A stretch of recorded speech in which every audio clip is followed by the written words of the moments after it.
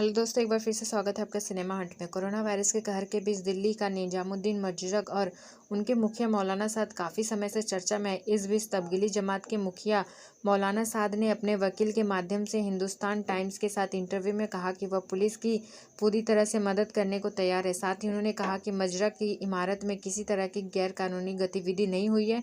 तो चलिए जानते हैं इस इंटरव्यू में मौलाना साद ने किन किन सवालों का जवाब दिया है। सवाल: क्या सही है कि आपने बिना अनुमति के इज्तिमा का आयोजन किया? जवाब: निजामुद्दीन मजरक में आयोजित हुए धार्मिक कार्यक्रम और सामान्य गतिविधियों वाले इज्तिमा में कंफ्यूज ना हो। इज्तिमा आमतौर पर एक बड़ी मंडी है जो खुले सार्वजनिक स्थानों पर आयोजित की जाती है, जिसके लिए संबंधित अधिकारियों से उचित अनुचित ली जाती है। वही मजरक निजामुद्दीन मूल रूप से एक मस्जिद है जिसका नाम बंगले वाली मस्जिद है, जहाँ सालों भर सामान्य धार्मिक उपदेश दिए जाते हैं। मस्जिद होने के नाते मुझे नहीं लगता कि भवन के भीतर उपदेश देने या अन्य धार्मिक प्रवचन देने की अनुमति लेने की कोई आवश्यक है। सवाल: क्या यह सही है कि आप पुलिस की जांच में मदद नहीं कर रहे हैं? जवाब: यह पूरी तरह से गलत है। हमने हमेशा यह सुनिश्चित किया है कि अधिकारियों के साथ हर तरह से सहयोग करना जरूरी है। यह हमारे 100 वर्षों का इतिहास रहा है।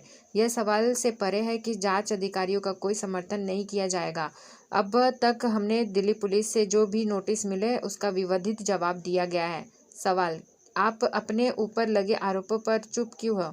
जवाब: डॉक्टर की सलाह के मुताबिक मैं सेल्फ क्वारंटाइन था और पुलिस इस तथ्य को जानती है और उसे मेरे ठिकाने के बारे में भी पता है। हम सोशल मीडिया के विशेषज्ञ नहीं हैं, इसलिए मेरी बात बहुत लोगों तक नहीं पहुंच सकती, मगर मैंने तुरंत तबलीगी के सदस्यों को संबोधित किया कि वह जहां कहीं भी है आगे आए और कोरोना वायरस को खत्म करने के उपायों में अधिकारियों का सहयोग करें, चाहे वह क्वारंटाइन हो या आइसोलेशन हो या जाँच। सवाल: जमात को कथित बेहिसाब विदेशी फंडित पर आपका क्या कहना है? ईडी ने इस संबंध में आपके खिलाफ मामला दर्ज किया है। जवाब: यह पूरी तरह से आधारहीन है और गलत है। हम इस बात पर गर्व करते हैं कि मजरक में कभी कोई गैरकानूनी तब्दीली नहीं हुई है और हम हमेशा इसी तरह से बनाए रखेंगे। हमें अभी तक इस संबंध में कोई सूचना नहीं मिली है। ऐसे सभी आरोप मीडिया में ही चल रहे हैं। मुझे यकीन है कि मैं इस तरह के किसी भी आरोप पर एक संतोषजनक स्पष्टीकरण दे सकूंगा, मगर इसके लिए मुझे पहले से पता होना चाहिए कि आरोप क्या है।